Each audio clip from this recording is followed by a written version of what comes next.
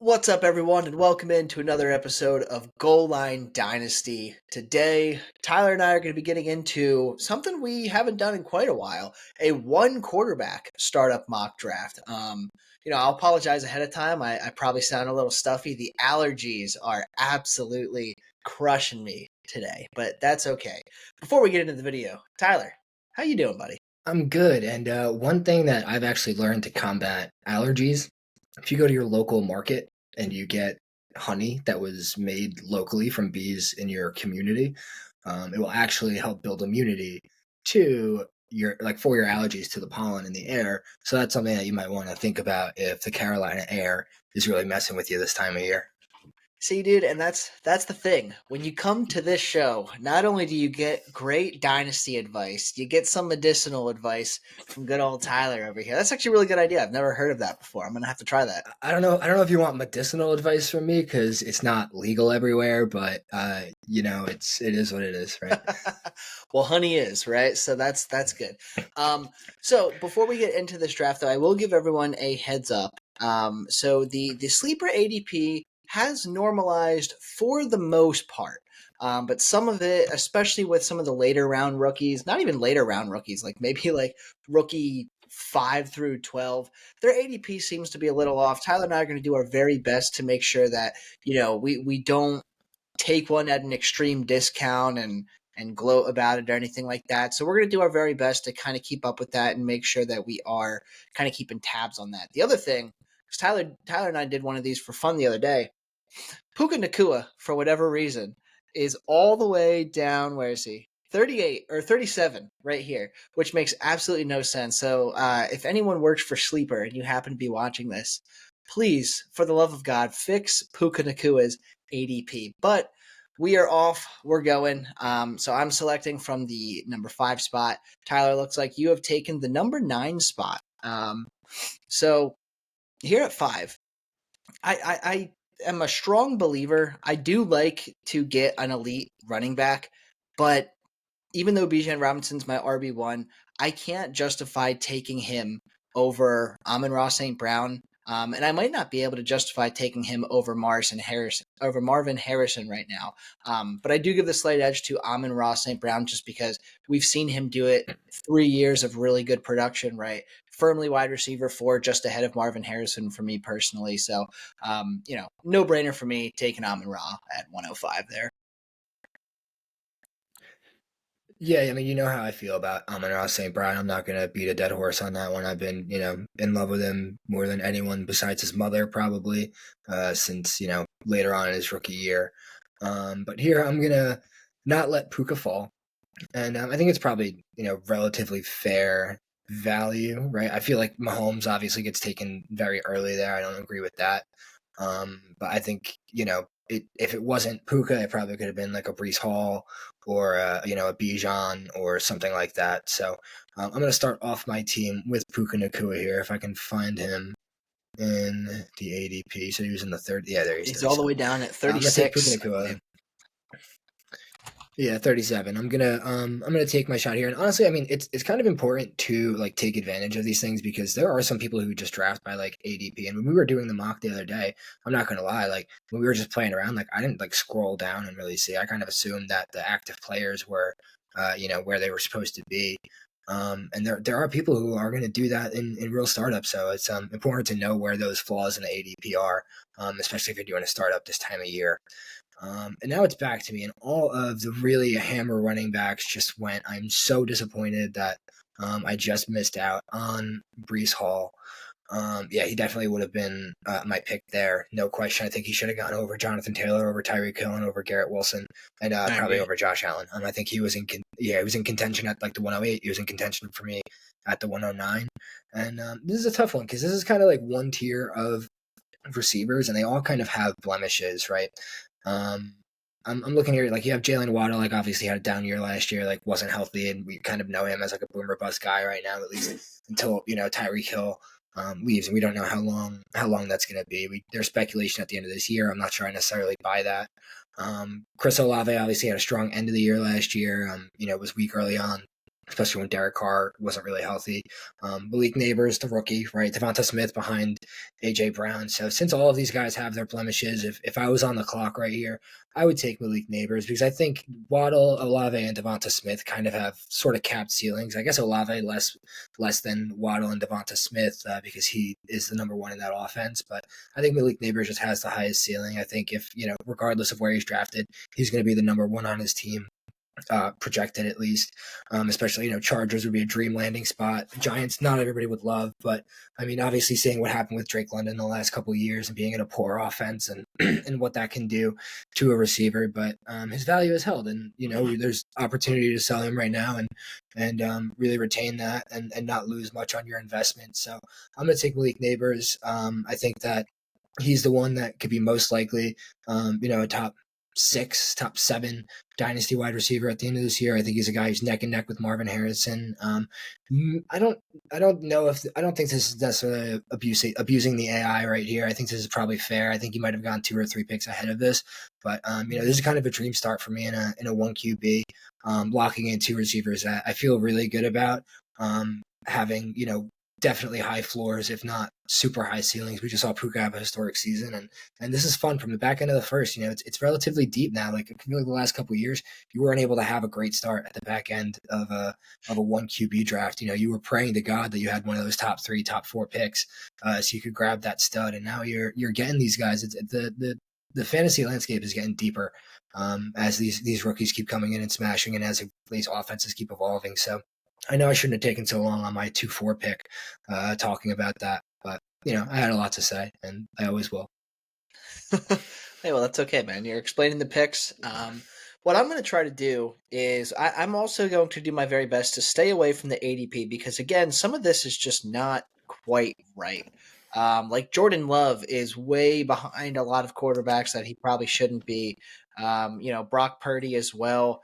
The rookie quarterbacks are all messed up. The one thing that I just noticed, Trey McBride is all the way down to 75 behind guys like George Kittle, way behind Kincaid, Kyle Pitts, Brock Bowers, Mark Andrews. I mean, Travis Kelce is still 30, so there's a lot wrong with this ADP to be completely honest. So hopefully, we'll be able to normalize it as much as possible in this one.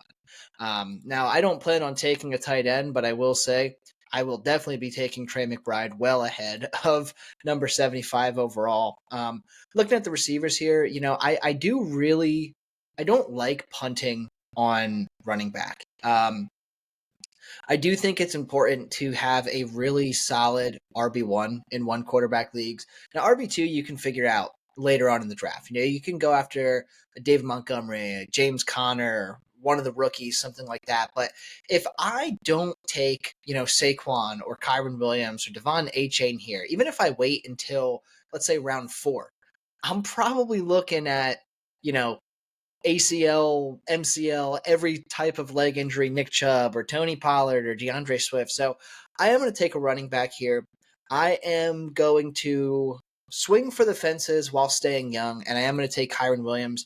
I do like Saquon Barkley a lot with the Eagles this year, but he's got that injury history. Obviously there's a 4-year difference between him and Kyron Williams. And Kyron Williams, I mean, dude, if he stayed on the field for every game in 2023, he was on pace to put up Christian McCaffrey numbers. So I think there's a risk that the Rams could potentially draft a late day 2, early day 3 running back just because it's something Sean McVay is kind of into. But there's only 3, maybe 4 running backs in this class where if they landed with the Rams, I would be even somewhat concerned for Kyron's role. So I feel pretty confident taking him as the 7th running back off the board there at 208.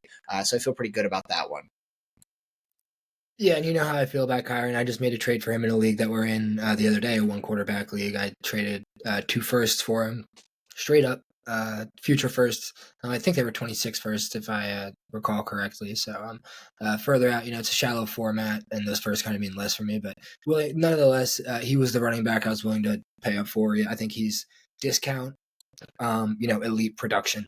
People don't feel great about him because of his draft capital, but in all likelihood, he's probably going to have a similar career trajectory to those elite guys. Like, I would take him well over ETN. I think if he had that draft capital, obviously he would be up there with Brees Hall and Bijan and Gibbs. But the production speaks for itself when it comes to Kyron Williams. I don't think they have any intention of replacing him. Although I'm kind of holding out on buying him at this point because I feel like since the draft is literally Mm-hmm. 2 weeks away, like I just wait. The offers will still be there, and there's no sense in being impatient now. I waited this long, so yeah. Yeah, Kyron Williams is not the guy I'm actively shopping for at the moment unless the price is right. Now, if not a lot of people are expecting him not to survive the draft, but just on the odd chance that they do add a somewhat serious competition there, I agree with you. I would wait until after the draft if you're shopping for Kyron Williams because it's not like he's going to get any more expensive if they don't draft a running back, right? It's going to be the same price 3 weeks from now as it is today. The only surprises so far for me in this draft, I don't mind seeing Jalen Waddle and Devonta Smith go that high. Kenny Walker, yeah, maybe a little early for my liking. Stephon Diggs is not a top three round startup pick in 1QB formats. That's for damn sure. So I do think, and anytime something weird through the sleeper ADP, through the AI here, kind of comes up, I am going to try to bring it up. So just calling that out, Stephon Diggs, he should not be a third, maybe even not even a fourth or fifth round pick at this point, if I'm being entirely honest with you. But my pick here, pretty easy in my opinion. DJ Moore. I'm one of the highest out of anyone could possibly be on DJ Moore. He was in my top 15 this time last year. Then he had a really strong year in Chicago, Now it seems like the opportunity is still going to be there, but with an even better quarterback. I think DJ Moore's locked and loaded as a top 10 dynasty wide receiver for me right now. So to get him paired with Amon-Ra all the way down to 305, I kind of think that's a steal. And even though the AI, I don't fully agree with what it's done so far, I do think this is a pretty normal spot to get DJ Moore. So I think he's pretty good value at the moment. Yeah, I don't know if I'm willing to say locked and loaded top 10 only because like Keenan Allen is there, and I think a lot of people are discounting that. People are expecting Caleb Williams to just right off the bat be immediately a much better passer than Justin Fields was in year 3 or 4, So I think that's not necessarily a guarantee in itself, and Caleb Williams can run the ball too. So like it's not like it's out of the realm of possibility that he doesn't throw for 4,500 yards as a rookie or like whatever people are expecting him to do. And I do worry about that. I do I think DJ Moore is a supremely talented guy who's just never really had the opportunity to be an elite fantasy player. I think he's a top 10 overall NFL talent in the league, but he's getting to the point in his career where situation is really what we're looking at here. And I do worry about just this year's production. Moving forward, I don't worry about Keenan Allen in the long term, obviously, and I'm confident in Caleb Williams' ability long term. But I think in terms of this year, I would worry so much about locking in and just expecting top 10 production when that was the best season we've ever seen out of DJ Moore. But I do love him, especially as a talent, and I hope that that's gonna override the fact that Keenan Allen's there.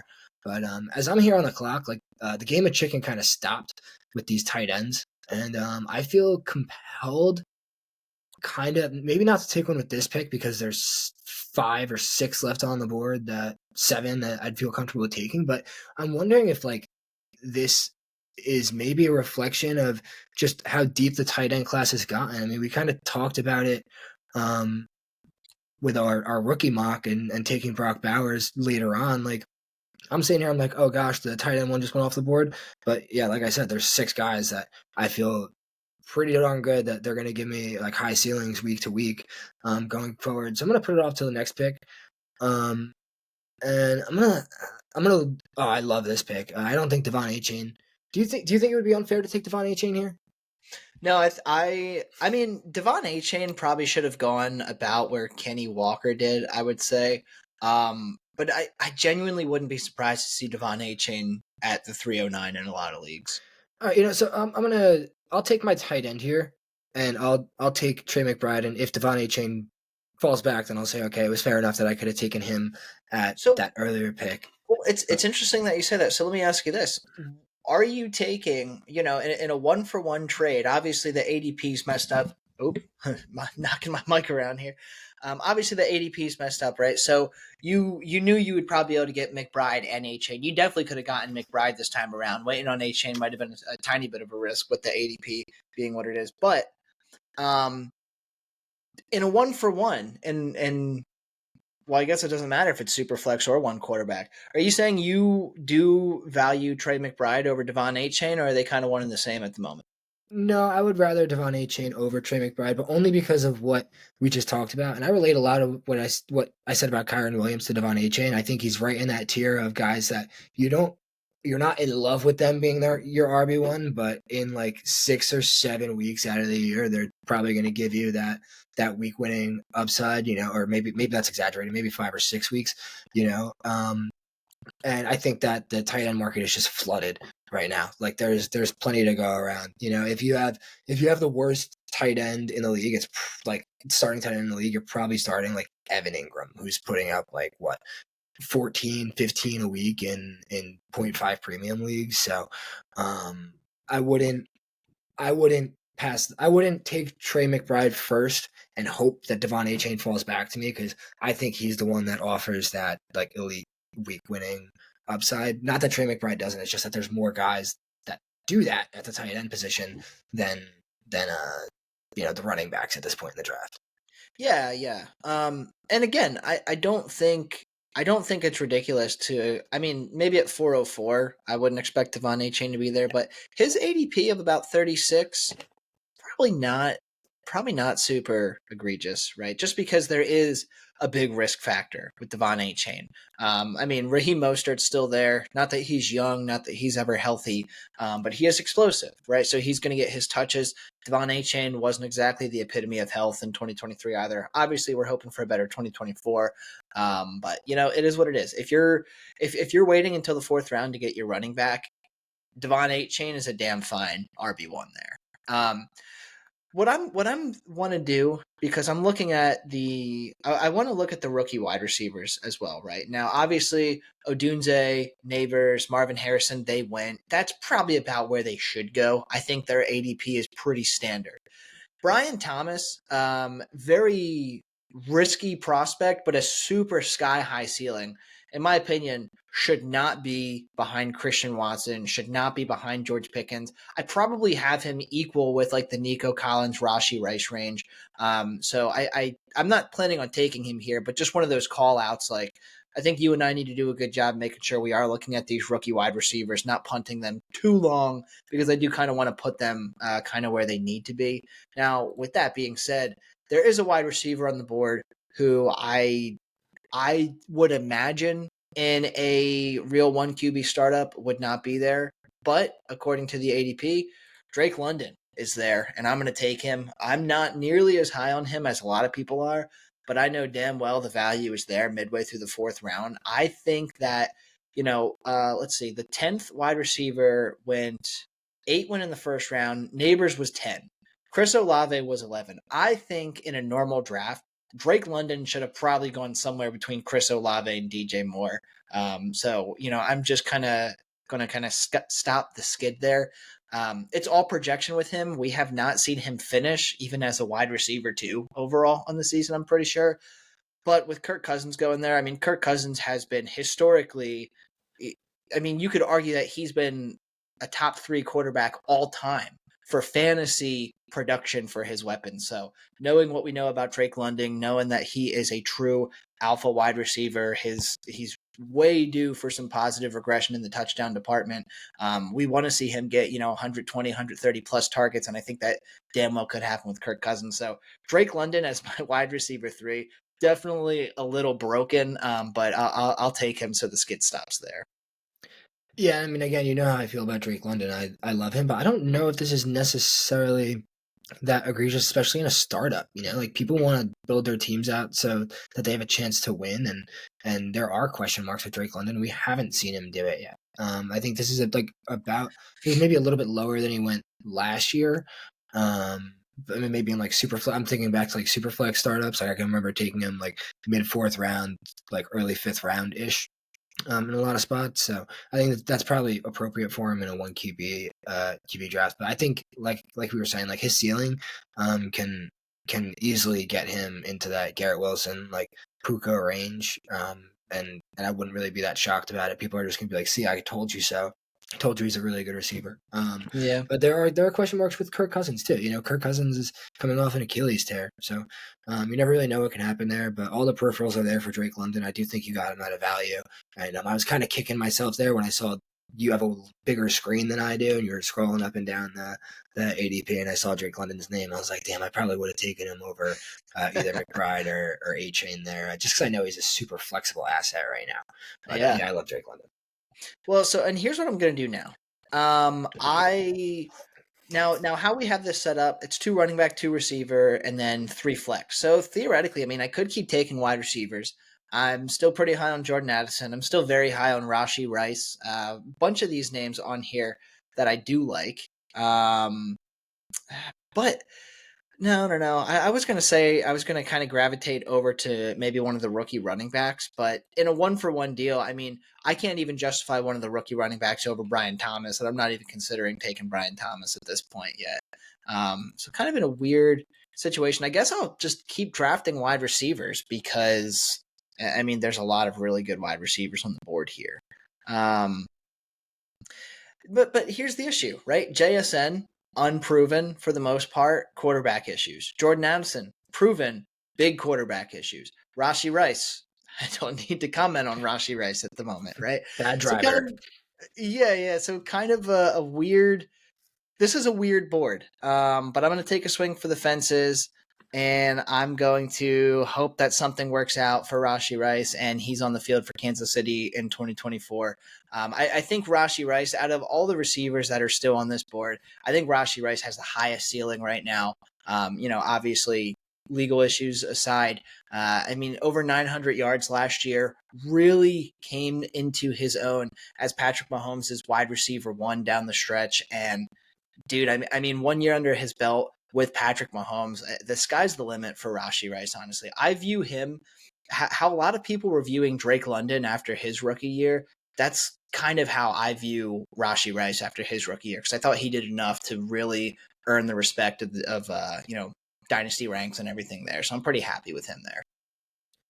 Yeah, definitely, and I love your start. It actually looks almost like something I would do in a draft like this. I love the youth that you have on your roster right now, along with the production. I think Rashee Rice came out, and it's tough to produce in that Kansas City offense as a rookie, and could not be in a better situation. I don't think Marquise Brown really threatens him in any way. If anything, like I mean, Travis Kelce is going to be regressing and things like that. And Hollywood's not on like a long term deal or anything of that nature. And I do think that we're getting to the end of these young wide receivers that can get you into like that you can tier up from to get into that elite range. As like I'm looking at the board, I see like 3 or maybe 4 of them. Like I see Jordan Addison, Tank Dell, Nico Collins, George Pickens. Right. Like after that, you get into Christian Watson, Mike Evans, Keenan Allen, Terry McLaurin, Ridley Cooper. Like all these guys, like you feel pretty good about having on your roster, but they don't count in a trade if you're trying to go get an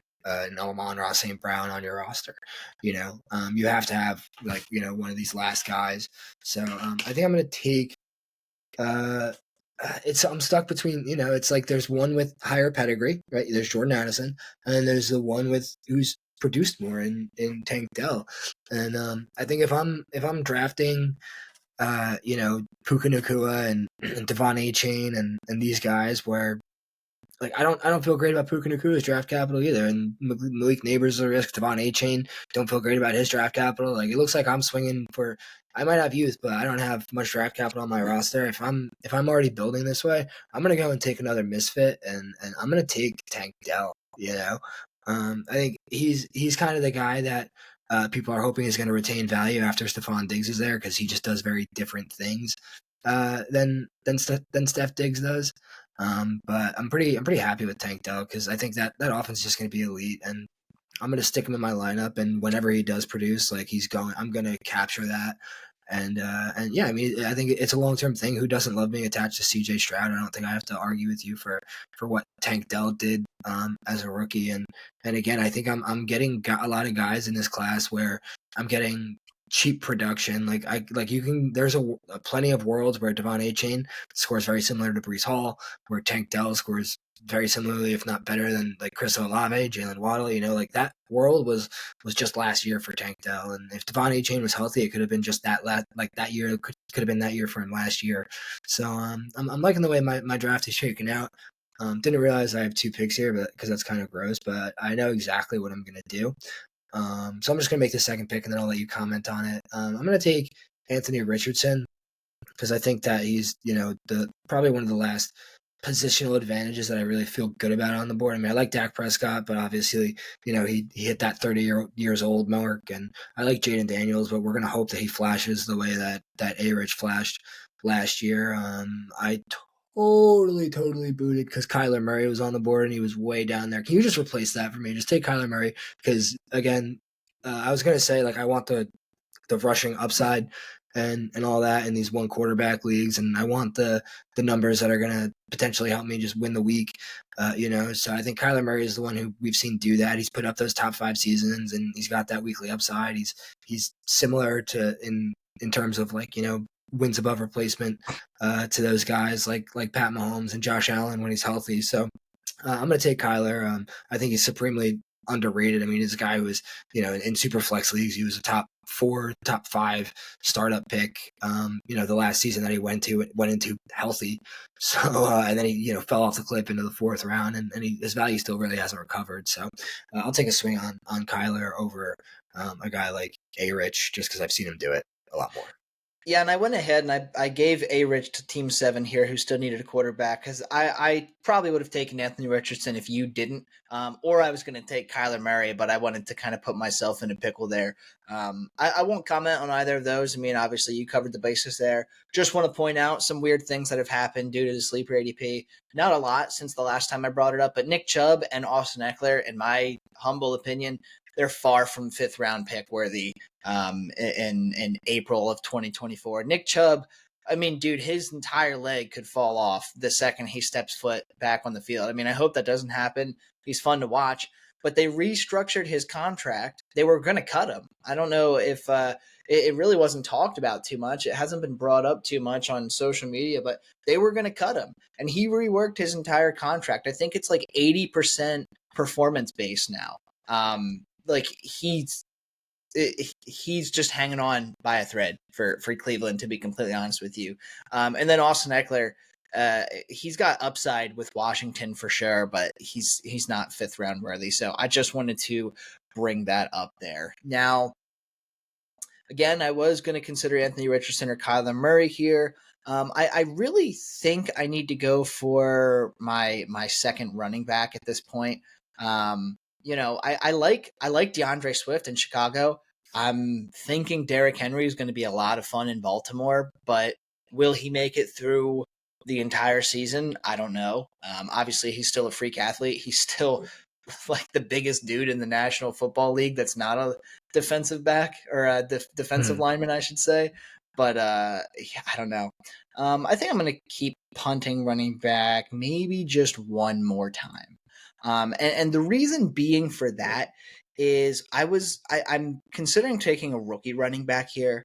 But at the end of the day, no matter what situation I'm in, I can't justify any. Like, Brian Thomas is firmly my rookie 4 right now in 1QB leagues. So I'm going to take Brian Thomas here. I think this is probably about fair value where he would actually go. So maybe his ADP is not as messed up as I thought it was. Probably is looking to go in the same range as like Addison, Pickens, McLaurin. I think that's pretty normal.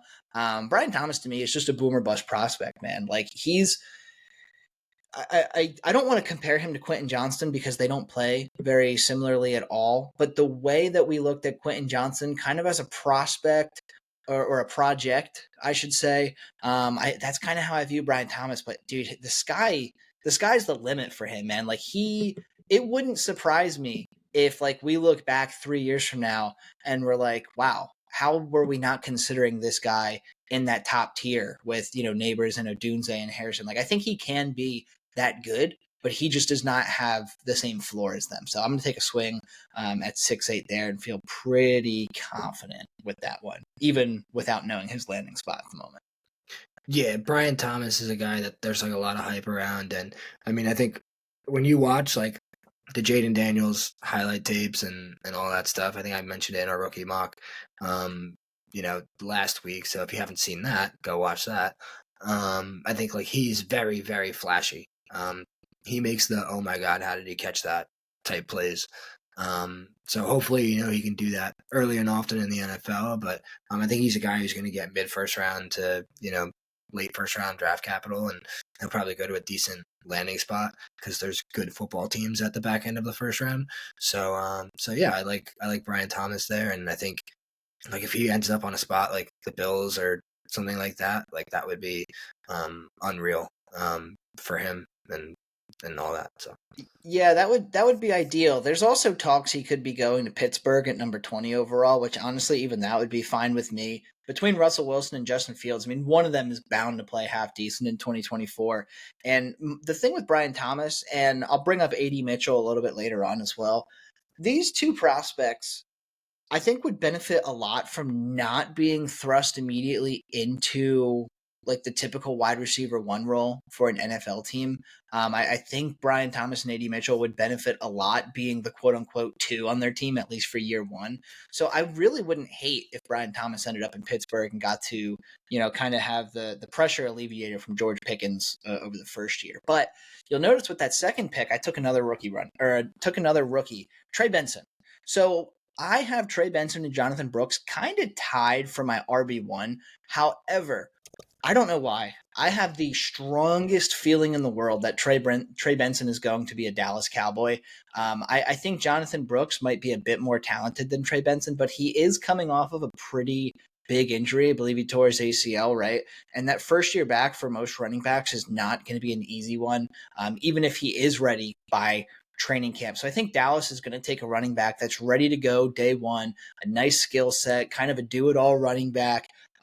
Definitely, it's not like they're re-getting Zeke or something like that. We're not getting prime Zeke out of Trey Benson, but what we saw out of Tony Pollard, right, when he first came onto the scene in Dallas, I think that's well within the range of possibilities. And again, this is all projecting Trey Benson to go to Dallas, but I do think he's got a pretty damn good shot at being, a second round running back, drafted to Dallas. I think they have pick 54 or something like that off the top of my head. But like the talent, I would love that situation. Even if he doesn't land in Dallas, I do think he'll be one of the first two or three running backs off the board.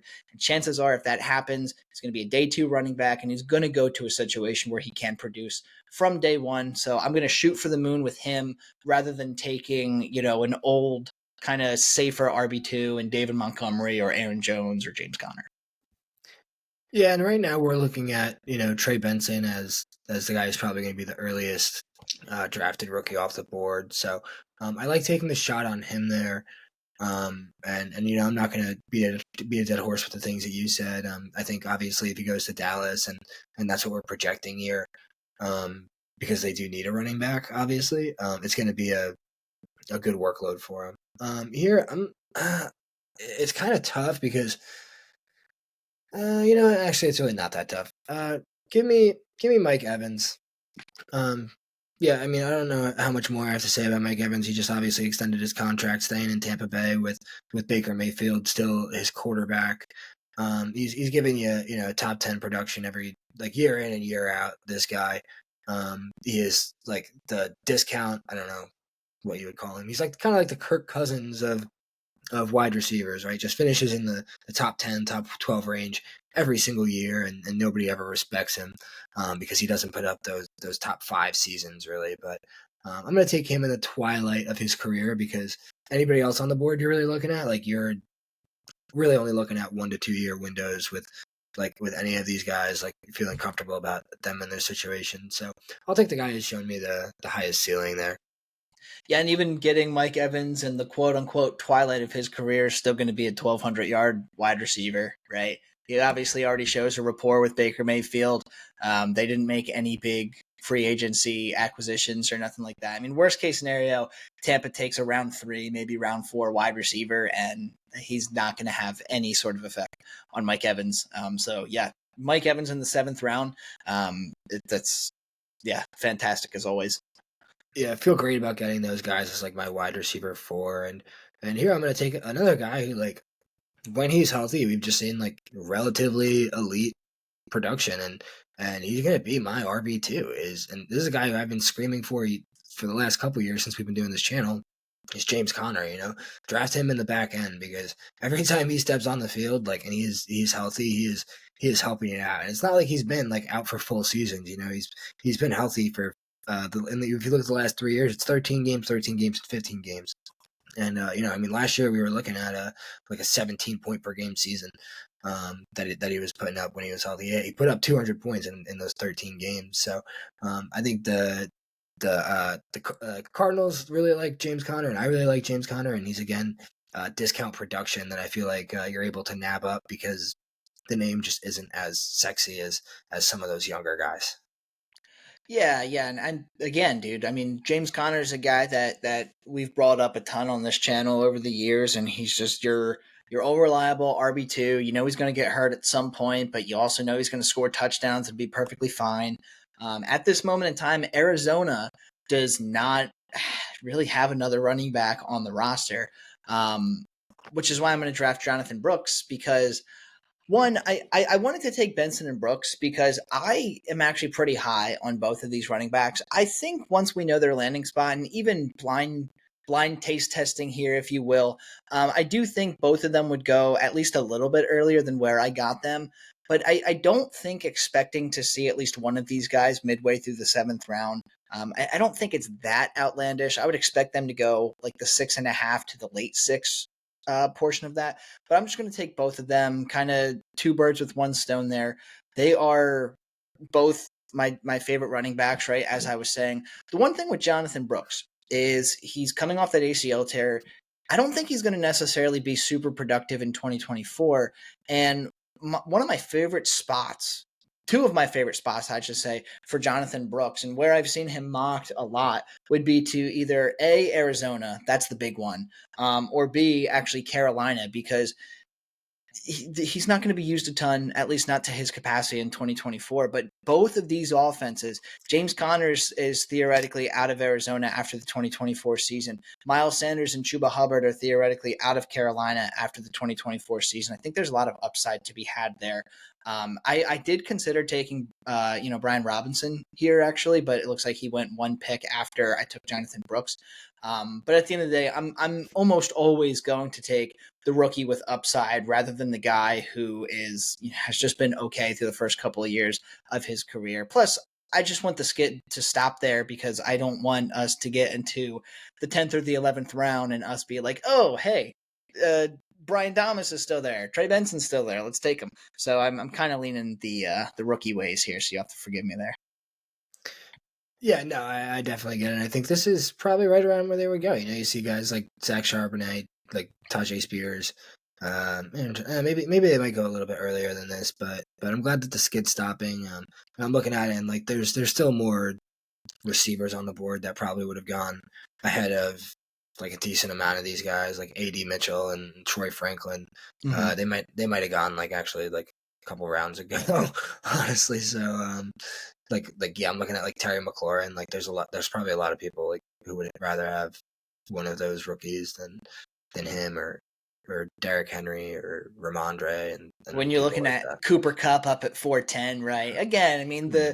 the sleeper ADP is a little not amazing at the moment, but that's okay. That's why we're providing the commentary here. I'm going to get my other pick out of the way. I'm going to take tight end Evan Ingram. This is I might have reached on him, not only just according to the sleeper ADP, but a lot of people just tend to ignore Evan Ingram for whatever reason. But last year, I mean, dude, the last 2 years, 2023, PPR, tight end 2, 2022, PPR, tight end 5. I mean, dude, since he landed in Jacksonville, dude's been a stud, and nobody pays attention to him. So I have him in so many leagues right now because you can buy Evan Ingram, who, in my opinion, I would much rather have than George Kittle. And you can get him for half the cost of what you'd have to pay for a guy like George Kittle, right? So I'm going to take Evan Ingram 10 out of 10 times at this point in the draft. I'm more than happy to land my tight end one this late. Yeah, and I kind of alluded to him earlier in the draft when I was talking about how the tight end market is like saturated, and my words earlier then were like the worst starting tight end in your league. But I hope people didn't take that as like worst like production tight end. I meant like worst like name value, probably. But yeah, it's interesting that like yeah he falls back this late. I mean, I guess he's 29 years old, but you look at like Kittle and Kelsey and those guys, like they're not young by any means, obviously. So here I'm kind of pissed that the AI sniped me on Christian Kirk. I felt like he was a pretty good value. But I'm gonna pound a running back here. Like I said, I think AD Mitchell and Troy Franklin probably should have gone a bit earlier than they did. The running back that I probably feel the best about on the board um, is gonna be Jalen Warren. He's a guy who saw more and more opportunity as things progressed last year, and kind of earned himself more of a role. So he finishes top 24 running back last year in PPR, and I'm just hoping that he repeats. And then Arthur Smith offense that's very predicated to the running game, or at least it was in Atlanta. So I'm going to feel pretty good about the running back room that I constructed, given the very low investment here. Spending my 4-4, 8-4, and 9-9, feeling pretty good about. Or wait, what am I? Yeah, that's exactly what I was saying. Those are exactly the right picks. But yeah, And you know what I find really interesting about Jalen Warren? I know we keep making comments about the ADP, but I don't think it's necessarily off on Najee Harris and Jalen Warren. I I definitely would rather have Najee Harris over the two. I think he's going to be featured more than we've seen recently in Pittsburgh in Art Smith's offense. However, Jalen Warren's not going away. I don't think there's a 4 round discrepancy between those two. I think 5-12 is a bit rich for Najee Harris. I think 9-9 is a big bargain for Jalen Warren. I think those two should be at most maybe a round and a half separated, if that. So the fact that you can get, the other half of the Pittsburgh backfield at this point in the draft, I think it's pretty big, and I think it's a realistic scenario. yeah. I mean, he obviously isn't going to be like really listed as like the RB1 like in terms of fantasy and in that offense because he's not going to get the majority of the touches, but he's definitely the most electric and it's going to give you very similar production in that offense. As I'm looking, and this is just a gross board, so I hope that we're done soon. But there's those options like Josh Downs had a decent year last year. He didn't have a bad year, and you have Anthony Richardson coming back and all that Listen, stuff. buddy, I'll let you get away with it. You can take AD Mitchell here if you want. I'm not going to yell at you. No, it's okay. It's okay. I'm gonna go for a guy who I think is actually super underrated.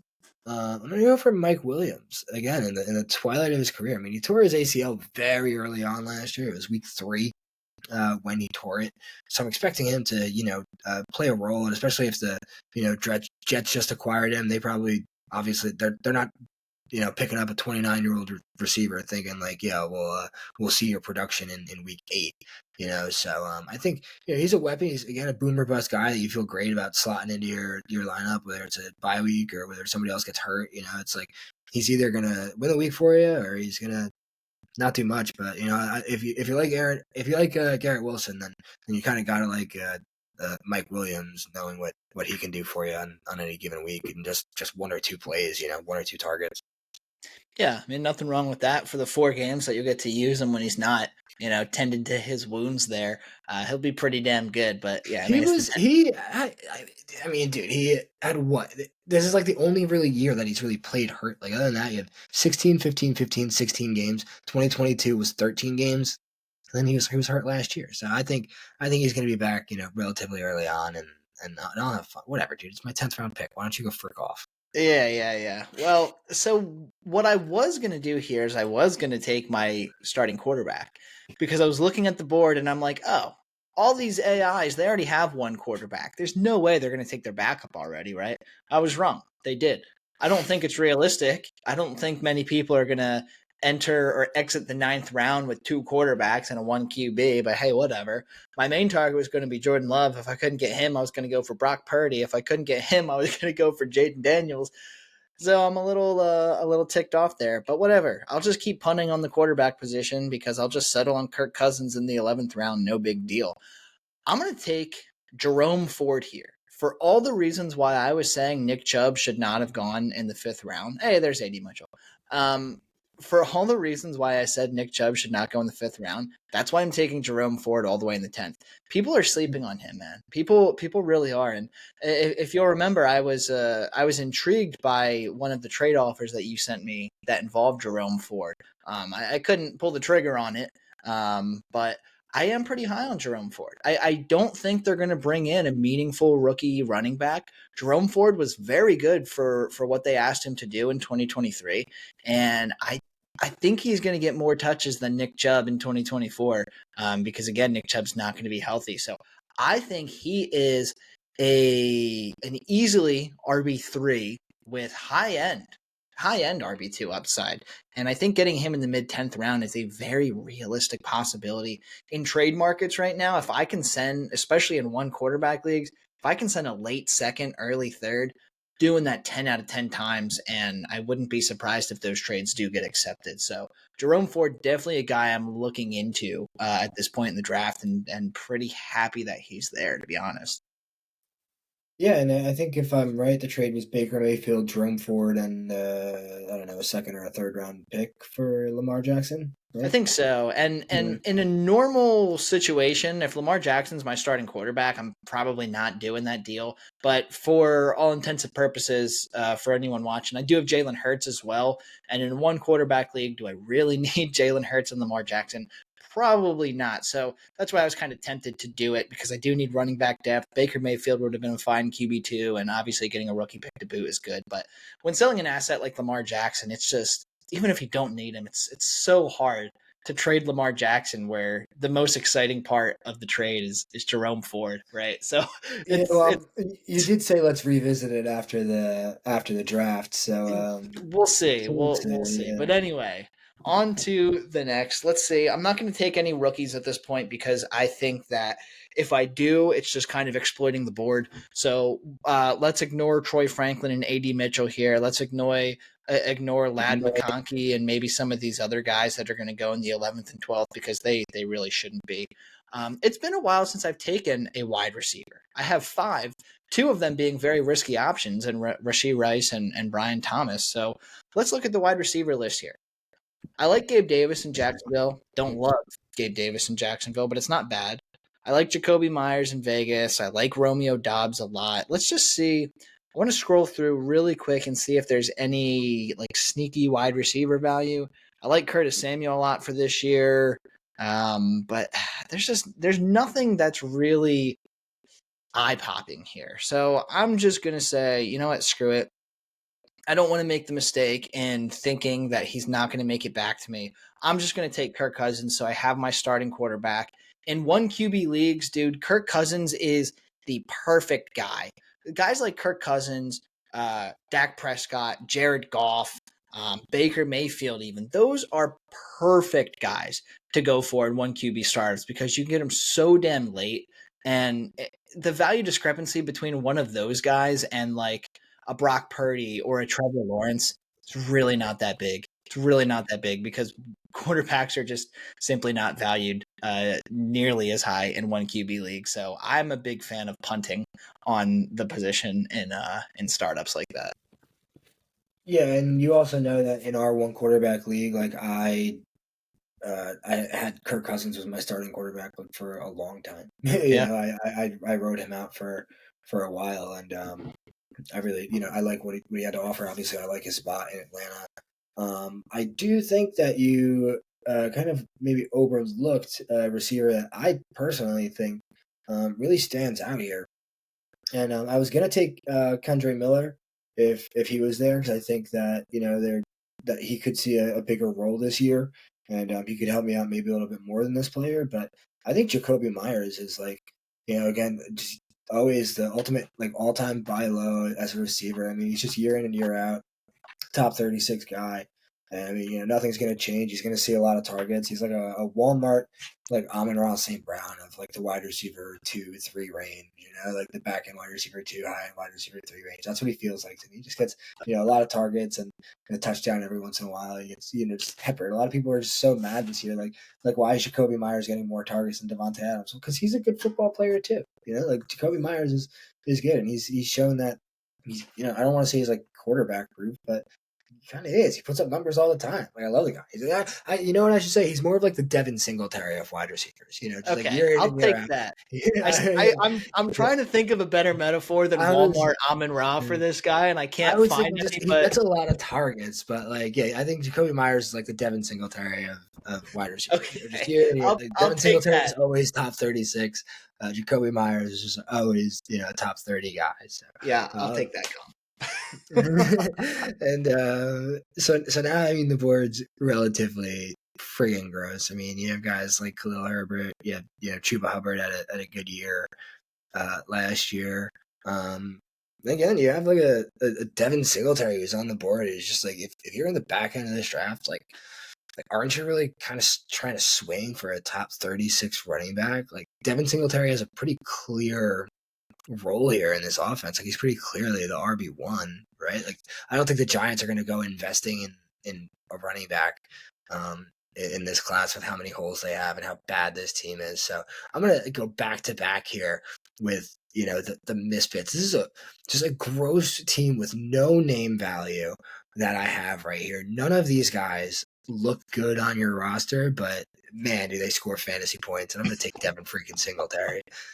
That's very true. It's all gross, but you'll get some fantasy production. Dude, Devin Singletary is the starting running back, the only running back for the New York Giants at the moment, and no one's talking about it. And I mean, let's face it, they have entirely too many needs. They probably won't take a day two running back. So Devin Singletary actually could be a pretty Dude, sneaky value. I like that. I'm making 0 trades with this roster, but I'm smashing everybody. Just so you know, Yeah. I'm not going to get any trades done because nobody wants anything to do with any of these players, and they're not going to value them how they're producing. But yeah, frig everyone. I'm winning the league. All right, so Tyler, I'm going to tell you what we're going to do. We're going to stop after round 12 because it's getting gross. But what I want to do, so I'm going to take Romeo Dobbs here.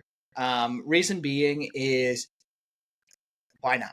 Right? I think Green Bay has 3, maybe 4 different wide receivers that all have a similar ceiling and a similar floor. But Romeo Dobbs to me is probably the safest out of all of them. He's the longest tenured Packer out of all of those guys.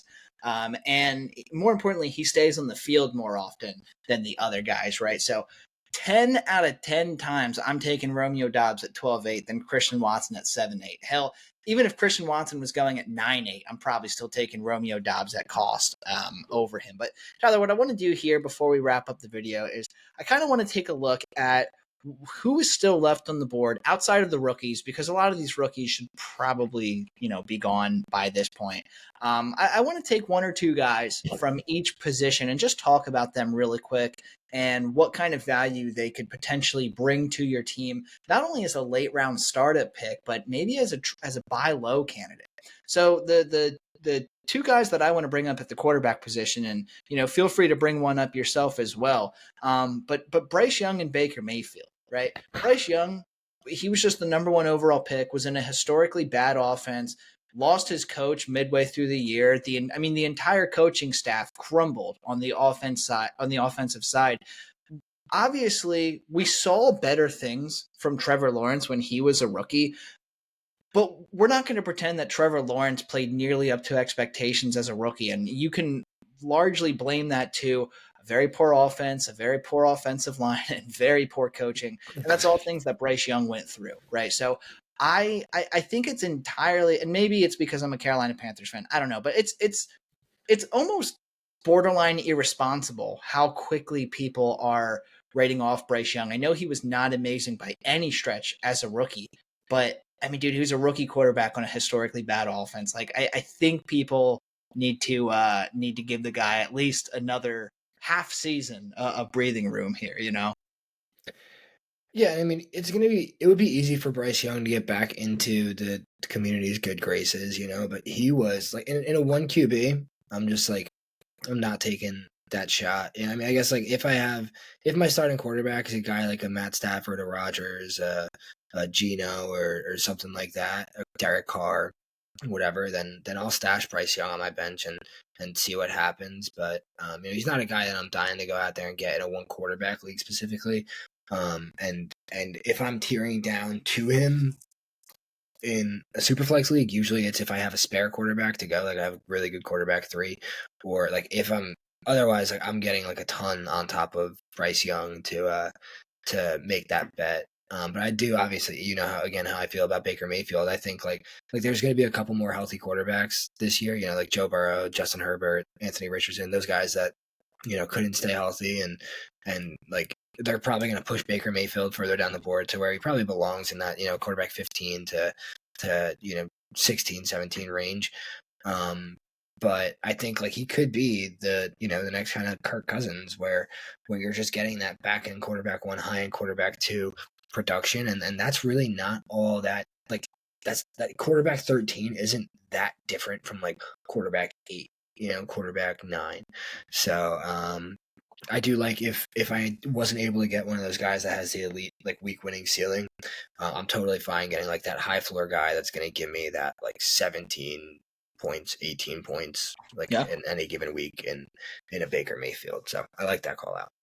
Yeah, now I want to shift over to the running backs. And again, feel free to bring up any additional names. There's really not a lot of names, to be completely honest with you. But the two I want to bring up, for some reason, are not being talked about more. And I understand that people are afraid of what could happen at the NFL draft. But Zamir White and Zach Moss at this point in the offseason are very interesting names for me. I think that if there's definitely a chance that Vegas and or Cincinnati could draft a day 2 running back. I don't think it's extremely likely, to be honest with you. But they are probably on the short list to land one of the top 3, top 4 running backs in the NFL draft. Now, for what you would need to pay in most one quarterback leagues to go out and get Zamir White or Zach Moss, you're probably looking at a mid to late second round pick. And I got to say, I kind of like taking the risk on these guys because Zamir White was very serviceable when Josh Jacobs was down. Zach Moss was very serviceable when Jonathan Taylor was down. And they're both RB1s heading into one of the weakest running back rookie classes we've ever seen, right? So I think at the very least, unless Cincinnati or Vegas goes and gets Trey Benson or Jonathan Brooks, which I don't think is going to happen, and unless they get one of those guys, both of these guys are probably the perceived 1A of their offenses, right? So I think it's worth a stab at, getting a potential young RB2 on your roster in either of these guys if you can trade away like maybe like the 208 give or take. Yeah, definitely. And I think I offered you a second round pick for Zamir White, and you said no in a super flex league actually. But yeah, I think those were the two that I was definitely like. Those are the ones that stand out to me. And then there's also I think Gus Edwards is kind of a guy that is again he's gonna have a role. Like he showed that. Like I don't think the Chargers are gonna go out there and drop a bombshell at the running back position and go grab one of those guys. I think they have way too many holes to worry about that. I think they got Gus Edwards as a patch piece. They'll probably, it's going to be a committee. They're going to have probably another, I don't know, gross guy behind them. Maybe they'll sign someone, early on in the preseason and things like that. But I think Gus Edwards is a guy that could see targets and he has a clear path to them. So I think those are just the 3 guys that definitely easily, kind of stood out. When it comes to the receivers, it's just like gross, yucky. Yeah. So shifting to the wide receivers, I'm not gonna lie, dude. Just looking at the initial board and scrolling down a little bit, there's nothing that I'm super passionate on. None of the rookie or the second year wide receivers that are still here, Jonathan Mingo, Marvin Mims, Jalen Hyatt. I know Michael Wilson has his fan club, but even him, I'm not passionate about any of these guys. Sneaky ones for me, maybe Rashid Shaheed, right? The perceived wide receiver 2 in New Orleans, home run hitter, right? Could be pretty decent this year. He definitely showed flashes last year. Darnell Mooney, actually. This is a guy Darnell Mooney and Curtis Samuel. I forgot that Curtis Samuel's there. I won't talk about Curtis Samuel because everyone's talking about Curtis Samuel. But Darnell Mooney is really interesting to me with Kirk Cousins there, dude. Because Kirk Cousins has a very high deep ball rate and a very accurate deep ball rate. And Darnell Mooney is, if you'll remember, I mean, a couple years ago, Darnell Mooney was really, really good. I think he was like a top 20 wide receiver finish at one point.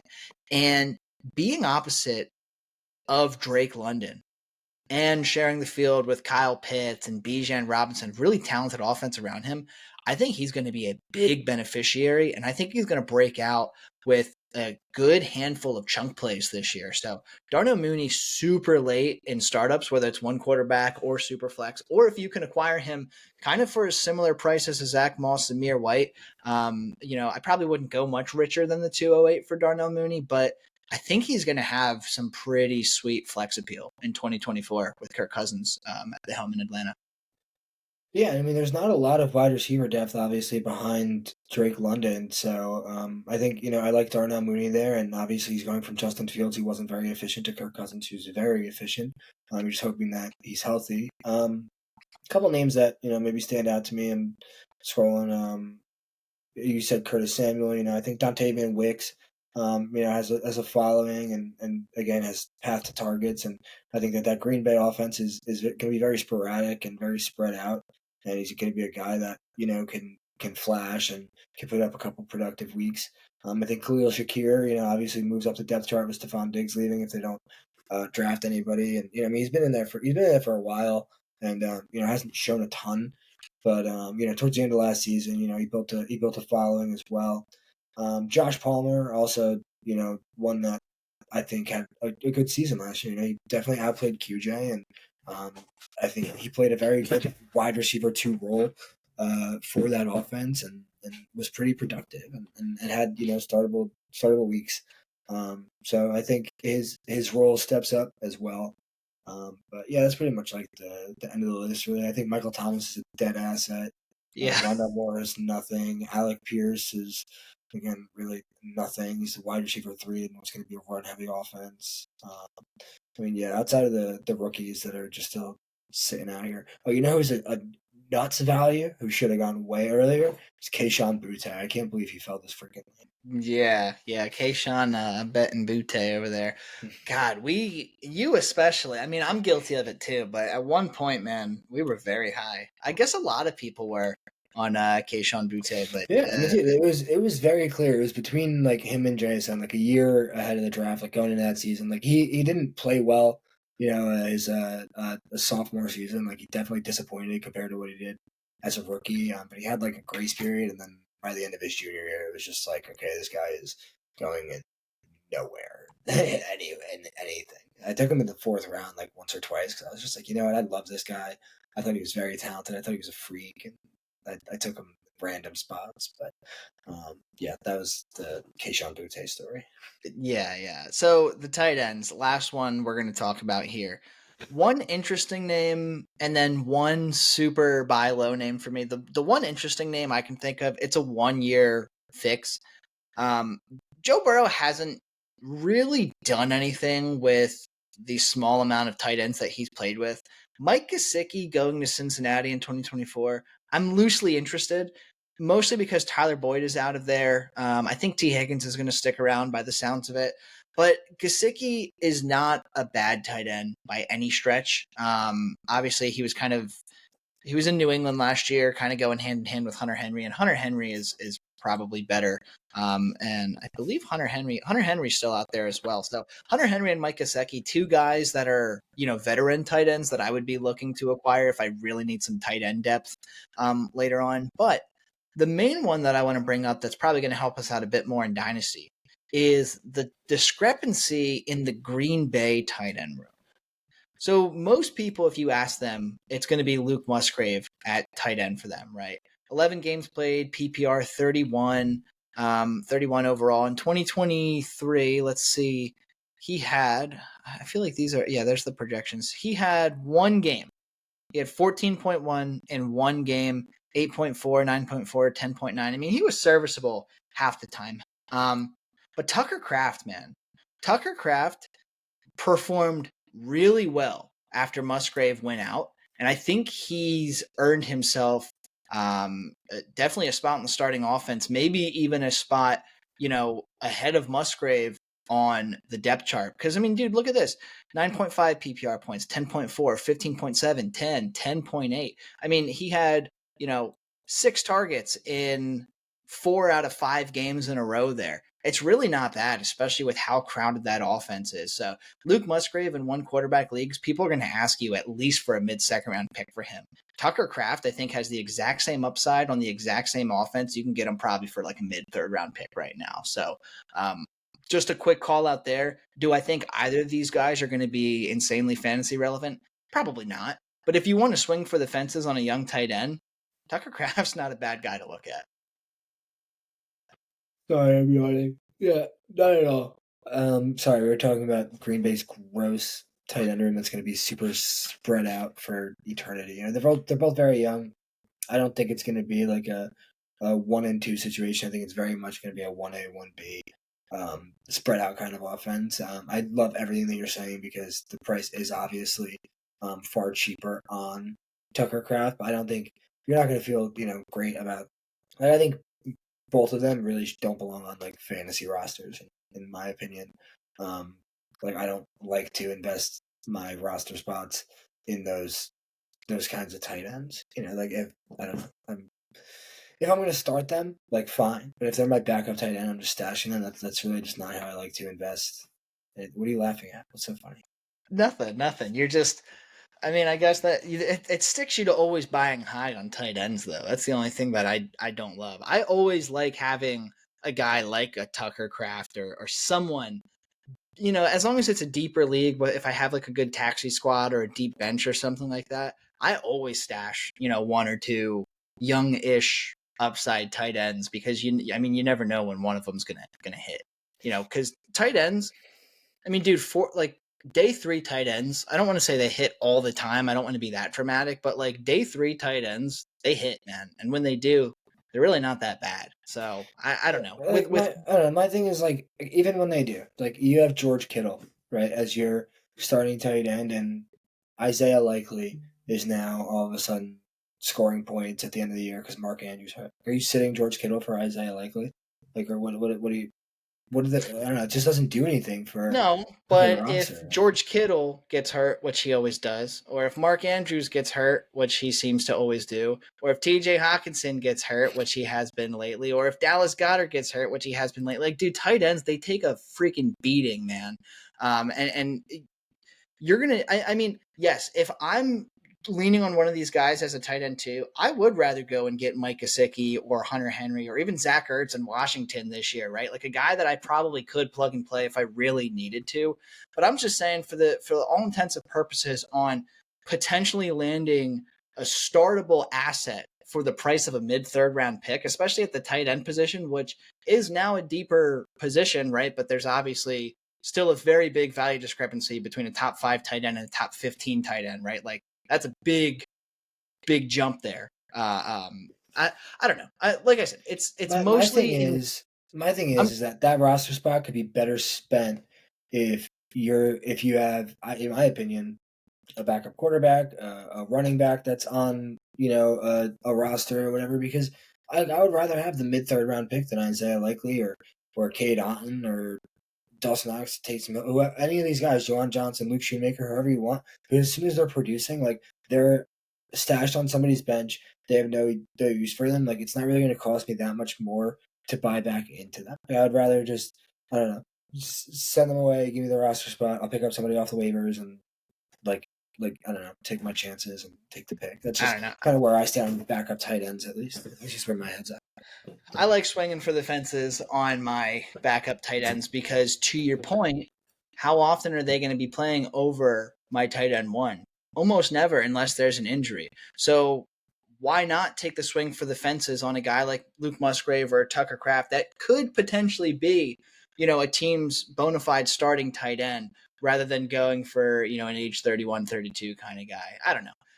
doesn't matter. Totally moot point to end the last 4 minutes of our Yeah, video here because we're it's arguing about backup tight ends in the like not even backup 15th tight ends, like inning. backup tight ends. That's how you know we've gone off the rails here. So if you stuck with us through the last 4 minutes, thanks for not turning us off there because that was abysmal. Anyway, thank you guys so much for tuning in. I know usually we go over the teams here, but obviously if you want to go over the team, feel free to. I think we provided a ton of commentary as we went, so I don't want to necessarily go through each individual one. Again, take the rookies with a grain of salt because the ADP is a little funky there, but I think for the most part it was better overall than what I expected it to be. So kudos to Sleeper on that. But before we wrap up the video, Tyler, any closing remarks, buddy? No, it was great. It was great hanging out with you, and don't forget to grab honey from your local market. Well, I will say, I think just talking has kind of cleared the I old was gonna say sinus. you sound a lot better than when we first started. You sound so much better. Really came a long way, night and day in the last hour. But anyway, thank you guys so much for tuning in. Be sure you hit that like button, give us a comment, let us know, some guys that you're targeting in startups or maybe for buy low candidates there. Hit that subscribe button if you liked what you hear. And for myself, for Tyler, and for Goal Line Dynasty, we will see you guys next time.